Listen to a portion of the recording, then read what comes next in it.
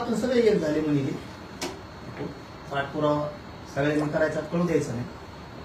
म्हणजे माझाही पूर्वीचा बदला नाराजीचा निघत एक तीर में दोन निशाण आणि फडणवीस हा आपल्या ओबीसीसाठी जड आहे.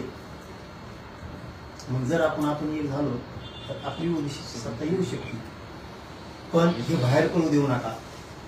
मग आता ही खरी खोटी चर्चा माहित नाही, पण जर तपासाला लागले तर ती खरी निघू शकते, कारण तितके आतल्या गाठीचा तो हाई अलिबाबा. कारण ज्या शरद पवार साहेबांनी त्याला मोठं केलं तो पक्ष मोडला दिला. ज्या शरद पवार साहेबांनी त्याच्या म्हणण्यावरती मराठ्यांचं आरक्षण त्यांना दिलं, त्यांचा सुद्धा आमचं तर जाऊ द्या, आम्ही आमचं तर मिळूच, पण ज्या माणसानं दिलं शरद पवार साहेबांनी त्यांना, त्यांचा तरी उपकार त्यांनी ठेवायला पाहिजे होता, त्यांचा नाही ठेवला.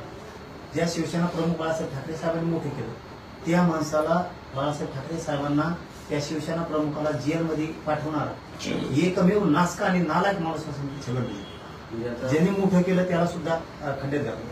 आज अजित पवारांनी त्यांना मोठे केलं. आज अजित पवारांविषयी सुद्धा प्रचंड मोठं षडयंत्र तयार करायला लागला. नसता परळीचं घराणं शक्यतो त्यांच्या विरोधात बोलत नव्हतं.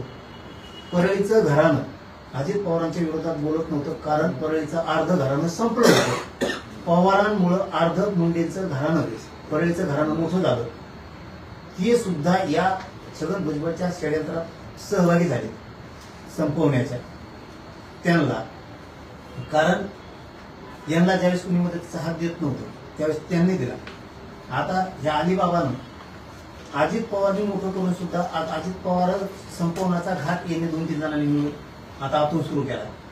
आणि बदला पण असा घ्यायचा की पूर्वी परळीचं पण आतून म्हणणं आहे हे छगन भुजबळनी सांगितलं तुम्ही त्यांना, आमची सुद्धा तुमच्यासारखीच दशा देवेंद्र फडणवीस साहेबांनी सुद्धा केली होती. व एक दिवस देवेंद्र फडणवीस, आता हिरलंय खरं आहे बरं का, पण आता ही लोकात चर्चा आहे मला माहिती, एक दिवस देवेंद्र फडणवीस आमची बॅग ओढीत होता.